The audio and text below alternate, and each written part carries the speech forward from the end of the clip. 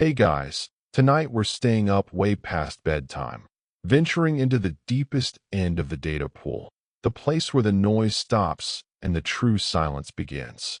If you're joining me for the first time, welcome to Midnight Dread. Settle in, because I have a truly unsettling feeling about the files that dropped tonight. This is raw telemetry, unfiltered, and I need to be honest with you. Based on the initial resonance patterns, you probably won't make it to the end of this one without questioning everything you believe about physical reality. I know this night will be the first tremor before the actual collapse. So, before you get comfortable, take a moment to like the video and subscribe, but only if you genuinely enjoy what I do here. Tell me where you are right now and what time the clock reads in your corner of the world. Put it in the comments. Let's share the same moment before the moment shatters. Now, dim the lights, maybe turn on a fan for that soft background hum, and let's ease into tonight's descent together. The anomaly hit precisely at 3:07 Zulu time, less than 12 minutes after the latest stack of James Webb Space Telescope, JWST, Deep Field Mosaics finished processing. My screen, usually a calming cascade of infrared data reflecting stable baryonic matter, suddenly flashed a catastrophic red alert. This wasn't a systems failure. This was a conceptual breach. The factual scientific anchor here is the specific dataset, the CERS, Cosmic Evolution Early Release Science Survey, aimed at studying galaxies roughly 13.4 billion light-years away. We were looking back almost to the moment of inflation, seeing the universe as an infant. But what JWST captured was not an infant galaxy cluster. It was a single, impossibly precise structure hanging in the void, a sight so profoundly wrong it bypassed the logical centers of my brain and struck straight at the primal wiring. It was a shifting, crystalline geometry, a lattice that pulsed with a slow, heavy beat, like a gargantuan heart deep in the absolute black. But here is the sensory shock that threw me completely. The moment the image stabilized, a powerful, subsonic thrum erupted from my workstation speakers, bypassing the filters, not audible through air, but resonating directly through the floor and into my chair. It vibrated my teeth, a painful, bone-deep hum pitched too low for human hearing, yet felt violently. I slammed my hands against the desk, staggering back from the console. That sound, that terrifying, internal vibration, lasted exactly 3.2 seconds. When it stopped, the image was still there, but subtly, definitively changed. The geometric structure had rotated into a pattern that should mathematically be impossible, a seven-sided prism nested inside a negative space octahedron. And staring back from the heart of that structure was a flawless, obsidian surface that held a single, perfect reflection. It wasn't reflecting distant stars. It was reflecting the camera lens of the JWST itself, but slightly distorted, warped by some unseen lensing effect. It was watching us. This immediate, visceral sense of being observed across 13 billion light-years caused a profound personal emotional disruption. My breath hitched, a cold tremor running from my lumbar spine up to my scalp. It was the feeling you get when you realize the locked door wasn't locked after all, and something is already standing on the other side. This is where the concept of the mythic or speculative cosmic concept comes in, what my colleagues and I hesitantly call the etheric reflection or mirror space. The idea suggests that dimensions are not layers but mirrors, and sometimes a perfect enough energy source or a deep enough viewing angle allows a reflection to look back at the original. If that geometry, that pulsing lattice, was a receiver, then the signal it sent back to us was not information, but a conscious, resonant frequency. I spent the next hour manually cross-referencing the signal burst, tracing the exact coordinate geometry against known parallax shifts. It was stationary, immovable, ancient. I watched the repeating reflection, the distorted image of our own distant eye staring into the void. It wasn't hostile, not in the way we understand hostility. It was simply there, an answer to a question we had not yet finished asking. It felt like a fundamental error in the cosmic syntax, a broken rule that allowed something meant for the outer dark to touch the visible horizon. I felt a sudden, profound certainty, a dread that coiled in my gut. I don't think the universe ever meant for us to know that we are not alone, or perhaps that aloneness is merely a temporary state maintained by vast, protective distances. This initial glimpse into the deep void was merely the overture.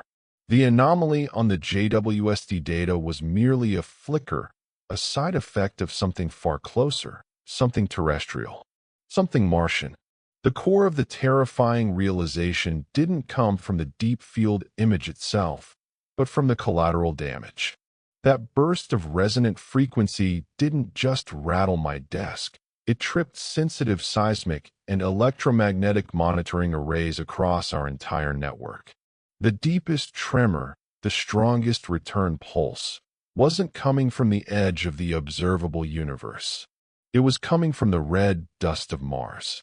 The coordinates were centered exactly beneath the caldera of Olympus Mons. The unforgettable image, that obsidian mirror reflecting us across the void, was only the echo. The source, the engine, the thing generating the impossible geometry, was waiting on a planet we thought we knew.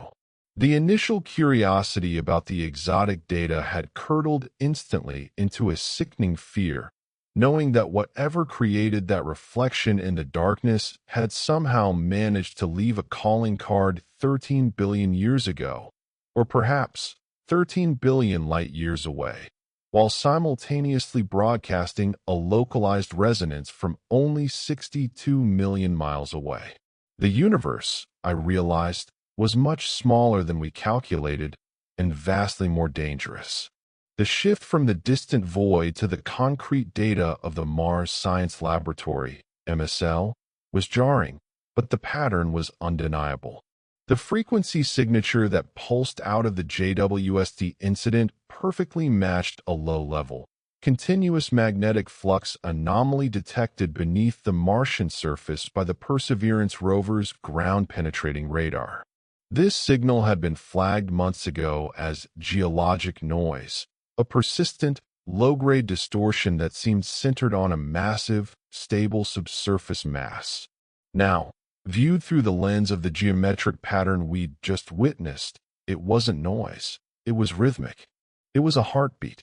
The factual scientific anchor of this section is the analysis of Martian gravity and seismic data. Using gravity recovery and interior laboratory (GRAIL) concepts adapted for the red planet, our team utilized high-resolution MOLA, Mars Orbiter Laser Altimeter, data combined with localized seismic analysis from the abandoned lander networks. The result was a stunning, terrifying truth. Situated 5.2 kilometers beneath the southwestern edge of the Olympus Mons caldera was an object of such immense, unnatural density and structural regularity that it instantly threw all known models of Martian accretion out the window. Its mass suggested materials far denser than iron-nickel, possibly a strange alloy of carbon silicate and unknown exotic elements. The geometry of the subsurface anomaly, when rendered in 3D modeling, was the first true indicator of the cosmic wrongness we were facing.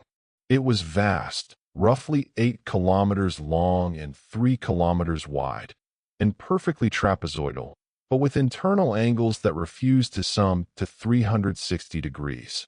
This non-Euclidean construction, buried for an estimated 1.2 million years based on overlying geological strata and dust accumulation rates, suggested the object was not a natural feature, nor merely a crash site.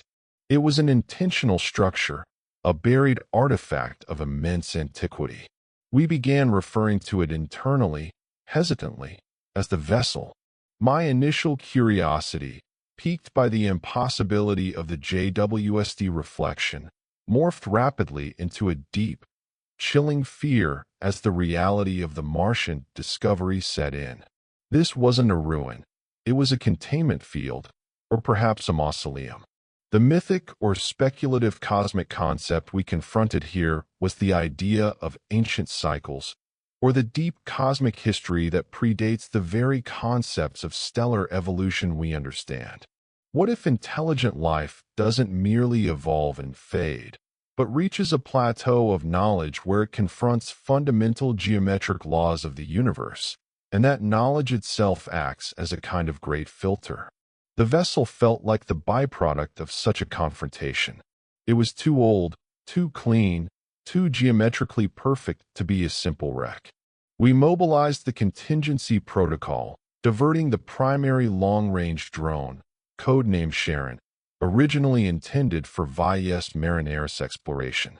Sharon was equipped with specialized deep-boring plasma drills and shielded sensors. The mission: drill a deep-core shaft directly into the apex of the magnetic anomaly and perform low-frequency imaging. The atmosphere of urgency in our control room was palpable. Everyone spoke in hushed tones, surrounded by the glow of the data. We were no longer scientists studying a planet. We were archaeologists unearthing a cosmic coffin. The fear intensified when the MOLA data refinement revealed surface traces. Microfractures on the caldera floor, previously interpreted as simple tectonic stress, resolved into faint, repeating geometric scars, a pattern that mimicked the lattice structure observed 13 billion light-years away. The vessel wasn't just old, it was connected to that impossible distance. The sheer scale of the operation, the evident power of the intelligence that built and buried this thing, drove a stake through our arrogance. We thought space exploration was about finding new worlds. Suddenly, it felt like we were uncovering things meant to be permanently forgotten. As the Sharon drone began its slow descent into the pre-selected drill site, the persistent magnetic flux began to intensify, shifting its frequency. It felt like the vessel was waking up, sensing the intrusion. We were pushing against 1,000,000 years of silence, and the silence was pushing back. The environment around the drill site showed gravitational inconsistencies. Rocks were subtly deflected from their expected trajectories, suggesting the structure was utilizing some form of localized field manipulation to maintain its unnatural stability deep underground. I watched the live feed from Karen's forward camera as the plasma drill ignited, spitting brilliant blue-white energy onto the rust-red rock. The sound of the drilling, conveyed through sonic sensors, was a loud, high-pitched whine, until the drill reached the 4-kilometer mark. Then, the whine dropped out completely, replaced by a low, mournful resonance, exactly matching the frequency that vibrated my teeth earlier. The air in the control room grew thick, heavy, almost electrically charged.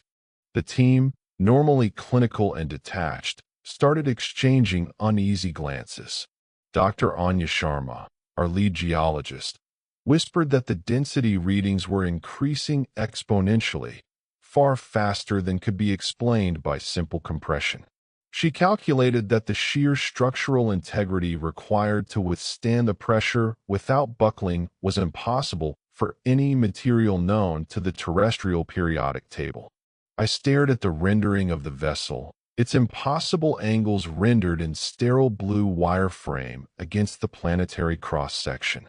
It felt less like a machine and more like an idea sculpted into physical form, a fragment of thought that somehow survived the vacuum and the deep time.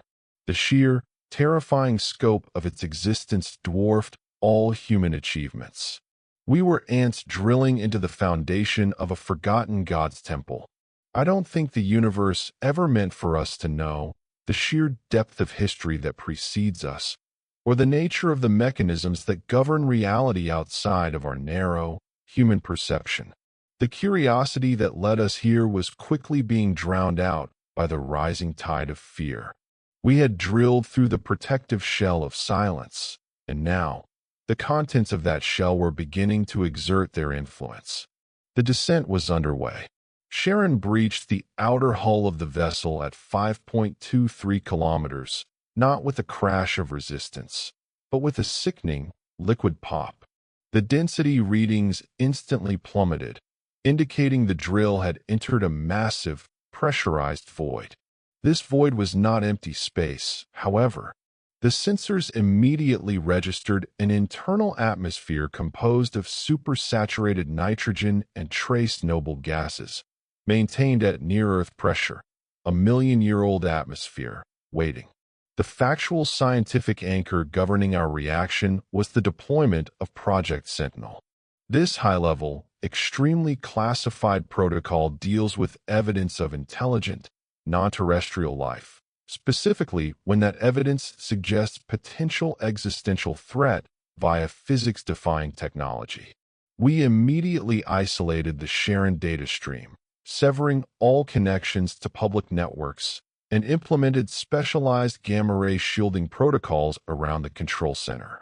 The unknown radiation signature emanating from the vessel's interior demanded it. Inside the vessel, Karen's floodlights revealed the nightmare of the interior architecture. This wasn't a hull built for travel. It was built for containment. The walls were not flat plates, but undulating surfaces of polished black material, the monolithic carbon silicate, that seemed to absorb all light and return it as a sickly gray luminescence. The geometry was the most alarming part. Corridors were spirals that led to rooms that were wider on the inside than their doorways. The concept of up or down became irrelevant as Sharon navigated through chambers where gravity seemed to shift its vector based on proximity to internal structural nodes. This is where the mythic or speculative cosmic concept of hyperdimensional entanglement took concrete shape. The vessel wasn't merely buried on Mars. It existed partially outside of our three spatial dimensions. This explained the impossible interior volume and the localized gravitational anomalies. It was a pocket universe, a geometric mechanism placed here long ago, perhaps as an anchor or, more likely, a prison door. The constant, low-level magnetic resonance was the locking mechanism. My initial fear, triggered by the realization of the vessel's impossible age and size, was now mutating into a deep, philosophical terror, the fear of structural incoherence. The drone's onboard AI, designed for complex spatial mapping, began returning catastrophic errors. It couldn't create a consistent map. The coordinates kept dissolving. A hallway Sharon traveled down for a kilometer would, upon turning around, appear to be only 20 meters long, ending in a solid wall of black material. This was reality being actively rewritten by the surrounding architecture. We focused Sharon on reaching the central nexus, the point where the magnetic field was strongest. The journey was a study in profound psychological assault, even viewed remotely. The repeating patterns of the monolithic walls created optical illusions that suggested movement where none existed. One room, a colossal chamber that should not have been able to fit within the hull's external dimensions, was a perfect, silent sphere, except for a repeating, triangular indentation etched into the floor, an intricate network of impossibly thin lines that seemed to vibrate in the light. The emotional arc was now firmly rooted in fear. The team was silent, communicating only in clipped, technical jargon. We knew we were witnessing something that negated our understanding of physics. The vessel was a monument to non-existence, a space where the rules of the universe were canceled. We needed a human perspective, a filtered connection, to truly process the sensory data. The Sharon drone carried a specialized telepresence suit, essentially a hardened VR interface, designed for deep radiation environments.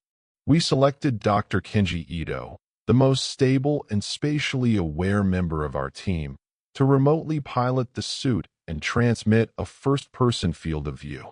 As Dr. Ito prepared, strapping into the complex haptic interface. I saw the weariness and dread etched onto his face, mixed with the strange, professional awe of a scientist confronting a paradigm shift. He knew the risk wasn't physical. Sharon was armored. The risk was informational. Seeing this geometry, processing the constant pulse of the unnatural frequency, might shatter the mind. The entry was seamless. Ito's consciousness, channeled through the suit, moved deeper into the vessel. He described the air as tasting like static electricity and old ozone, heavy and metallic. His first words, whispered into the mic, were chilling. "It's clean, Elias. Too clean. Like nothing has moved or decayed in a million years." The camera feed showed Ito standing at the threshold of the largest chamber yet, a colossal spiral staircase leading down into utter blackness. The ambient radiation level spiked. This chamber was clearly the core. It was here, standing before that spiral descent, that the true existential weight of the moment crushed us. I don't think the universe ever meant for us to know that structure and space itself could be weaponized, or that geometry could hold such ancient, paralyzing terror. We were looking into a mechanism that had been ticking for a million years, and we were about to wind the mainspring. The constant continuity of the vessel's maintenance, the stability of its atmosphere, the endless pulse of its magnetic field, it all spoke to an intelligence of impossible longevity and foresight. We were about to enter the presence of something that considered epochs as fleeting moments. The spiral descent into the core chamber was long, dizzying, and utterly silent save for the whirring of the telepresence suit's maneuvering jets. Dr. Ito, reporting from the suit's perspective, maintained an unnerving calm, describing the shifting geometry as intricate self-correction. He was descending into a space that was actively resisting observation, a structure that fundamentally objected to being measured or mapped. This resistance brought us to the factual scientific anchor of this stage, the quantum observation effect, magnified to a cosmic scale. As Ito proceeded, the structure's internal dimensions subtly altered. When he stopped to measure a specific angle, that angle would blur and resolve into a different value the moment the measurement was complete. This wasn't merely camouflage. It was proof that the material, the monolithic carbon silicate, was intrinsically linked to information. Measuring it was actively changing it. The vessel wasn't just a container. It was a complex system designed to hide itself by altering local reality based on the input of consciousness. The central chamber was massive, dwarfing the outer hull dimensions, confirming the hyperdimensional warping. The ceiling was so high the lights of the suit couldn't reach it, suggesting the chamber extended beyond the limits of the physical hull. Suspended in the exact center, bathed in a shimmering green light that seemed to originate from the air itself, was the core artifact. It was not a generator, nor a weapon, nor a control panel. It was a complex, interlocking mesh of unknown, semi-translucent material, shaped like a fractured sphere. It was humming. This low, continuous hum was the source of the magnetic resonance, the frequency that had been detected for months. And within the humming, fractures, there was movement. The mythic or speculative cosmic concept we confronted was the geometry of dread. The artifact at the center was not designed by an engineer. It was designed by a mathematician who understood the fundamental flaws in the universe's fabric. It was a physical representation of an equation meant to hold back something vast. We immediately recognized the structural similarity to the distant geometry captured by the JWST. The same impossible angles, the same lattice structure. Only this was the terrestrial engine driving the celestial reflection. Dr. Ito edged the suit closer, the sensor data flooding our consoles. The artifact was radiating energy, but not heat or conventional electromagnetism. It was radiating pure informational density, a complex stream of pattern data that overloaded our decryption matrices. It felt like standing next to a silent, screaming language. Then, the sphere pulsed. Not an energy pulse, but a momentary visual flicker that seemed to invert the colors of the chamber. This was the source of the earlier sensory shock, the vibration that rattled my teeth. And in that instant of inversion, Dr. Ito saw it, and we saw it through his eyes. Inside the sphere, resting within the mesh, was not a mechanism, but a frozen image. It was the same obsidian surface that reflected the JWST, only clearer, closer. It was a window into the void, and the void was not empty. The image wasn't stable. It shimmered, but when it stabilized, it showed an expanse of blackness beyond imagination, filled only with the faint, cold glow of distant, dead stars.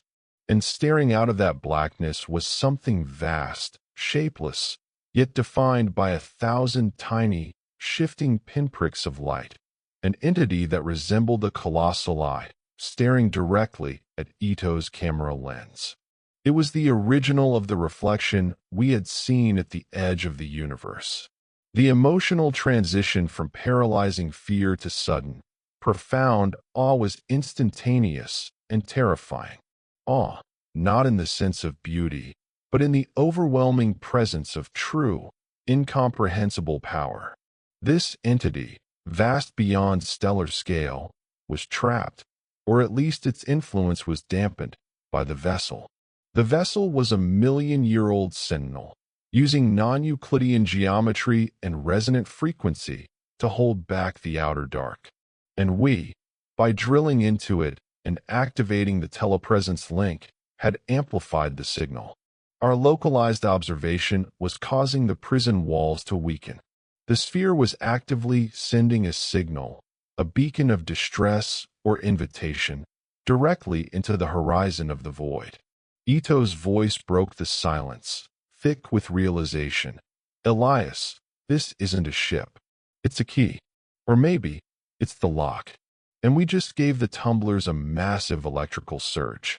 I watched the screen, transfixed by the image of the impossible, ancient eye staring back. It was clear now what the purpose of the vessel was. It wasn't designed to move. It was designed to perpetually broadcast a dampening pulse, maintaining stability against the intrusion of non-local reality. And the intrusion was trying to use the vessel to cross the threshold. I don't think the universe ever meant for us to know the things that lie just beyond the observable, things that are held back only by the mathematical integrity of space-time. The knowledge that we had just activated a distress beacon for something that predated Mars itself, something that spanned the cosmic horizon, was a cold weight in my chest. We had come seeking alien technology, and we found a celestial warden that was failing. The pulsing of the central sphere intensified, now emitting a sound that the telepresence suit's audio sensors interpreted as a high-pitched, metallic whine. A catastrophic signal burst that simultaneously increased the distortion of the inner chamber and caused immediate, noticeable geometric shifts on the outer hull data. The vessel was failing to contain its contents, and the failure was broadcasting itself across interplanetary distances. The factual scientific anchor we turned to was the analysis of dark matter and dark energy interaction. The energy signature of the sphere, once we managed to filter the noise, suggested it was drawing power not from decay or stellar radiation, but from the background gravitational constant of the local space. Essentially, it was siphoning dark energy, the very engine of cosmic expansion, to sustain its function. It was using the vacuum of space as a battery. This mechanism wasn't just old. It was utilizing cosmological forces far beyond our theoretical understanding. The realization brought the mythic or speculative cosmic concept of the void pulse into horrifying clarity. The universe, we posit, maintains its stability through a low-level, pervasive background static, the outer silence. The vessel's function was to actively interrupt this silence within its immediate vicinity, creating a dampening field. But now, it was doing the opposite. It was transmitting a pattern of resonant frequency that seemed designed to breach the silence, like a cosmic tuning fork hitting the perfect tone to shatter a glass wall. The emotional arc had settled into profound awe, not the superficial shock of the discovery, but the deep, philosophical realization of our utter insignificance. We were witnessing a battle fought eons ago, and by stumbling upon the weapon, we were forced participants. Dr. Ito, exhibiting incredible fortitude, moved the suit into a defensive posture. He reported that the interior temperature was plummeting and the gravity was becoming erratic, pulling the suit in multiple, conflicting directions. The visual feed flickered, and for a horrible moment, the black walls of the chamber seemed to melt, revealing the raw, starless void beyond. The reflection was everywhere. Elias, Ito reported, his voice strained but steady. The geometry is dissolving. It's not static anymore. It's running a constant calculation, trying to force itself into a four-dimensional volume, but it's failing. The containment is leaking. The entity, it is the signal. We understood then. The being staring out from the sphere wasn't physically present in the sphere. The sphere was the broadcast mechanism for the entity's consciousness, or perhaps its very geometry. It was trying to impose its own rules, its own architecture, onto our reality via pure resonant frequency. The massive magnetic field was the only thing preventing a complete, localized dimensional collapse. We tracked the outbound signal. It was targeting specific gravitational lensing points in the solar system, utilizing them like reflectors to amplify its pulse. One of the primary reflectors was currently, devastatingly, the JWST itself, 13 billion light-years away, now acting as a vast, unintended cosmic amplifier, resonating with the Martian broadcast. The continuity of the dread was absolute. The reflection we saw in the void at the beginning of the night was not a distant coincidence. It was the entity answering the broadcast, trying to establish a feedback loop. The vessel, the supposed prison, was turning into a trans-dimensional modem. We had mere hours before the structural integrity of the field failed completely. If the entity fully established its geometry in our space, the consequences would be catastrophic, not necessarily a physical invasion, but a conceptual one. Our laws of physics would simply cease to apply in the area around Olympus Mons, creating an expanding zone of cosmic wrongness, an anchor point for the void. Our only option was termination, not destruction of the vessel, which we realized was impossible given its material composition and hyperdimensional anchoring, but the complete, immediate cessation of the magnetic field, the locking mechanism. This would instantly collapse the atmospheric pressure inside, but more importantly, it would disrupt the energy flow, collapsing the broadcast frequency. It was planetary surgery with cosmic stakes. The resolution was stark. Activate the Sharon drone's built-in electromagnetic pulse, EMP, charge, designed for emergency drill clearance, directly onto the central sphere. It was a one-shot attempt to sever the energy connection to the void pulse. As Ito backed the suit away, the entity within the sphere seemed to focus its attention. The surface of the sphere rippled, and for the first time, we heard something other than the static whine. It was a low, grinding sound, deep and vast, that seemed to encompass all the lost history of the universe. The sound of grinding epics, the sigh of creation. I don't think the universe ever meant for us to know the true power of frequency as a tool for reality construction, or the horrifying emptiness that lies between the stable dimensions. We were moments away from silencing the most significant discovery in human history, purely out of self-preservation. Curiosity had delivered us to the edge, and now fear demanded retreat. The awe, however, remained, a terrible, paralyzing respect for the sheer scale of the terror we had inadvertently unleashed. The final moments inside the vessel were chaos distilled into pure data. Dr. Ito armed the high-yield EMP charge on the Sharon drone and backed the telepresence suit into the geometric shadows of the spiral stairwell, seeking to mitigate the catastrophic feedback that would follow. The massive eye within the fractured sphere seemed to fixate on the small drone, accelerating its broadcast frequency into a desperate, high-pitched scream. The factual scientific anchor of our final operation was the implementation of Project Damping, a contingency plan for planetary quarantine involving massive, focused seismic disruption.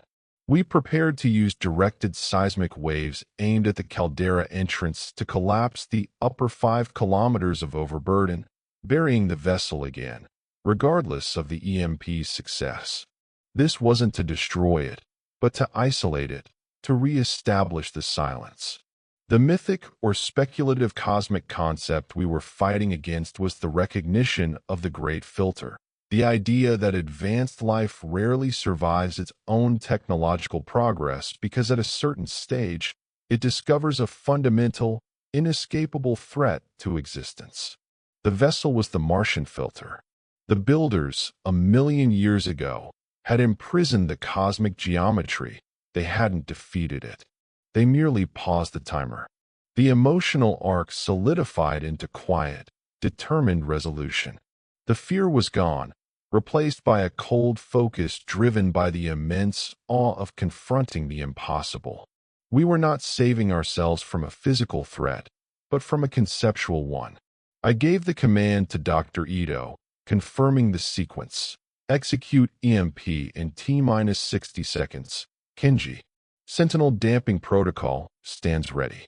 Acknowledged, Elias. Ito replied, his voice strangely calm. It's beautiful, isn't it? In a horrifying way, like seeing the math behind everything dissolve. On the main screen, the vessel's geometry began its final, terrifying shift. The walls pulsed, and the immense chamber seemed to elongate into an impossible tunnel, telescoping into the pure blackness of the entity. The reflection within the sphere grew impossibly large, filling the frame. We were receiving the full, raw broadcast, unfiltered. It wasn't just a view of the void. It was a flood of pure knowledge.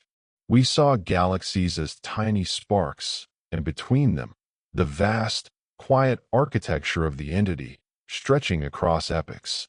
It was attempting to imprint its reality onto Ito's consciousness through the suit's feedback loop. The data stream screamed, uninterpretable, overwhelming. Then, the existential line surfaced, quiet and absolute. As the seconds counted down, I don't think the universe ever meant for us to know that the void between the stars is not empty, but merely waiting for the right geometry to form. At T-0, Dr. Ito triggered the EMP. The result was instantaneous and absolute. The green light vanished. The humming ceased. The high-pitched scream dropped out of the audio spectrum entirely, replaced by a crushing, profound silence. The geometric distortion on the screens resolved instantly into stable, if still alien, structures. The vessel, deprived of its dark energy siphon, fell silent. The reflection in the sphere did not shatter or fade. It simply blinked out, like a power cut. The immense, ancient eye was gone. Simultaneously, we initiated Project Damping. High-power seismic arrays surrounding the caldera fired, sending precisely calculated shock waves through the Martian crust. The massive overburden collapsed with surgical precision, sealing the drill shaft and the entire upper volume of the caldera. Dust choked the area. The vessel, 5.2 kilometers down, was entombed once more. We had silenced the beacon. We had re-established the million-year-old prison. The cost was silence and knowledge. The knowledge that the cosmos is actively hostile to human understanding, and that we are protected only by geological distance and the stability of ancient, alien mechanisms. We didn't solve the mystery of the vessel. We simply slammed the door shut and buried the key, hoping that the knowledge Ito briefly saw, the horrific, beautiful geometry of the outer dark, did not transfer to his consciousness. The faint, rhythmic magnetic pulse returned moments after the collapse, a gentle, stable thrum, the lock mechanism re-engaging. We sit now in the deep aftermath, processing the immense, terrible secret. The planet Mars holds the physical vessel, but we hold the memory of the reflection, the horizon of pure dread. The incident is permanently filed under extreme geological instability. The data is contained, encrypted, and isolated. But the silence that follows is heavy, weighted by the certainty that we are merely pausing an epical conflict. The night is finally fading now, giving way to the pale, indifferent light of dawn filtering through the shielded windows of the control room. The coffee I made hours ago sits cold beside the console, gathering a thin, metallic film on the surface. We are still here, the surviving crew, moving like ghosts through the aftermath, archiving the final telemetry, ensuring the sealing protocols remain active. The rhythm in the control room has softened, the high-stress tension replaced by a dull, persistent hum. The sound of conventional servers running routine diagnostics, a comforting, mundane sound after the terrifying music of the void. Outside, I hear the low, steady tap-tap-tap of a summer rain beginning to fall against the dome. It is a quiet sound, an oblivious sound, a reminder that the world continues, unaware that a conceptual collapse was averted millions of miles away. Dr. Ito is in isolation, stable, but utterly silent.